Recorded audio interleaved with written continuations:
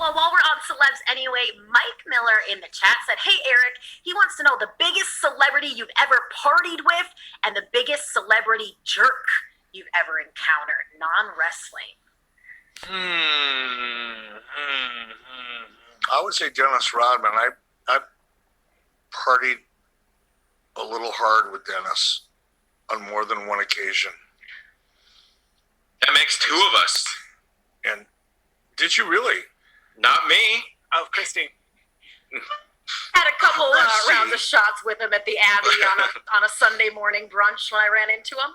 I actually, I was several drinks in, Eric, and I believe I name dropped you, and that's how I ended up at his table. So that was, I think, last summer. Really? Yeah, good time. Yeah, my favorite, my favorite story with Dennis Rodman occurred on a tour bus in a parking lot of a strip club, and we're not going to go into it here because I'm just not. But it was an event. I felt like I was. You guys are all too young to remember the movie Caligula, but if you Google it, you'll know what I mean. It was like a modern day Roman orgy. It was awesome. And what about the biggest celeb jerk? Honestly, it was Snoop Dogg. Oh, now we get the real story on where the splash criticism is coming from here. No, he got some heat with Snoop Doggy Dogg. No, I don't have any heat with Snoop Dogg. And that's, look, go back and, I encourage everybody here before you jump to, any conclusions and think just because of what I just said that I've got some kind of, Snoop Dogg hangover from whenever. It's not the case. Go back and look at his frog splash. You tell me if that was the drizzle and shits that made Steve Mongo McMichael look like Dan Gable or not. Dan Gable was an Olympic wrestler that won the President's Medal of Freedom, by the way. No, I actually, and it had nothing to do with wrestling at the time, but I put together a deal with. Oh, this is going to. Oh man, God, I wish I wouldn't have brought this up. This is going to come back and haunt me. Back when I was in WWE the first time as a talent, I put together a deal between WWE and Joe Francis and the Girls Gone Wild team. Yes, we did a Girls Gone Wild pay-per-view that WWE produced. It's a fact. And we were in South Padre Island, and we were doing a live pay-per-view. And I can't tell you the whole story because it'll take too long, but I'm going to try to get you the highlights.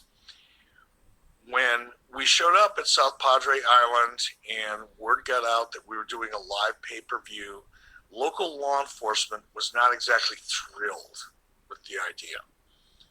We were at a place, and I can't remember the name. It might have been Senior Frogs. Maybe not. I'll have to go back and look. But we're doing a live shoot, right? And Snoop Dogg was going to be one of the judges for this Miss Girls Gone Wild contest.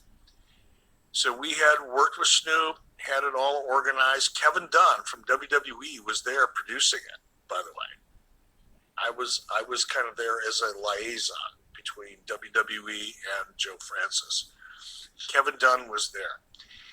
And the night before all this went down, I was in my hotel room and I got a call. Said there's an emergency meeting. The local sheriff, law enforcement want a meeting with you. I said, oh shit, great. So I had this meeting with local law enforcement.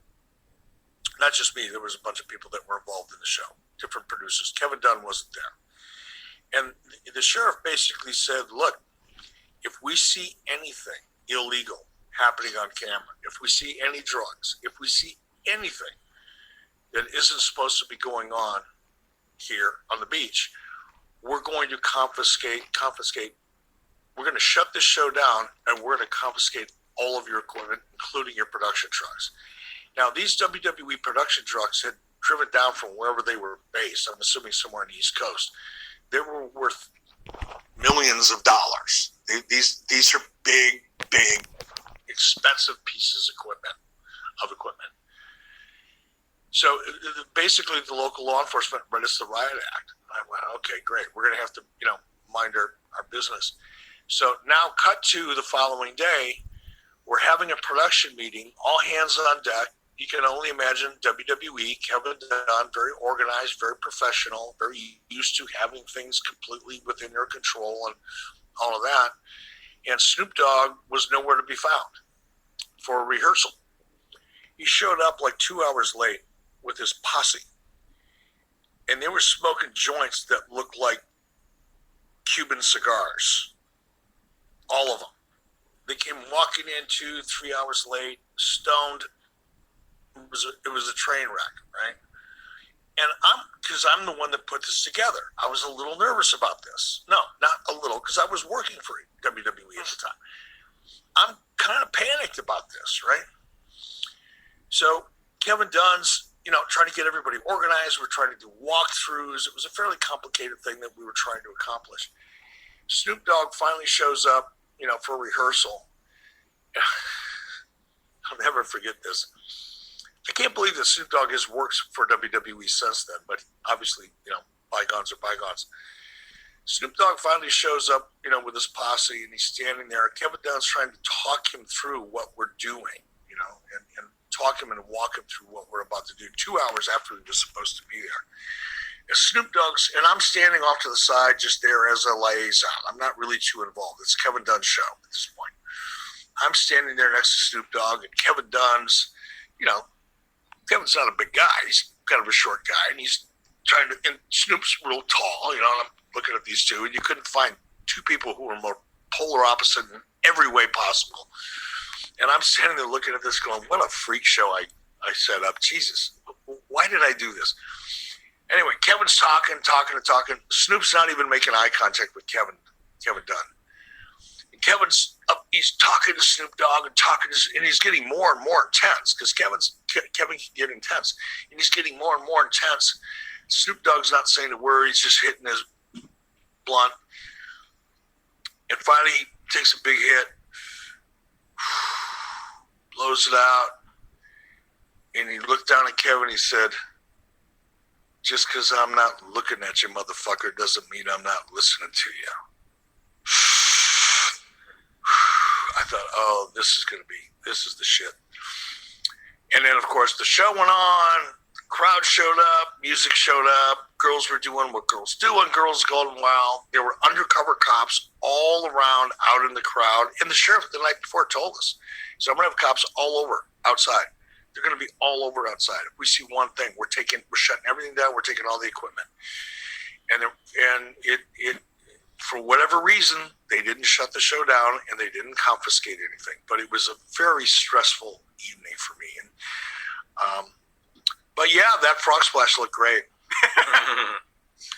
Once it came to on camera, was Snoop fine, or was he blowing cues and you had to cut around him? Or he was almost incoherent.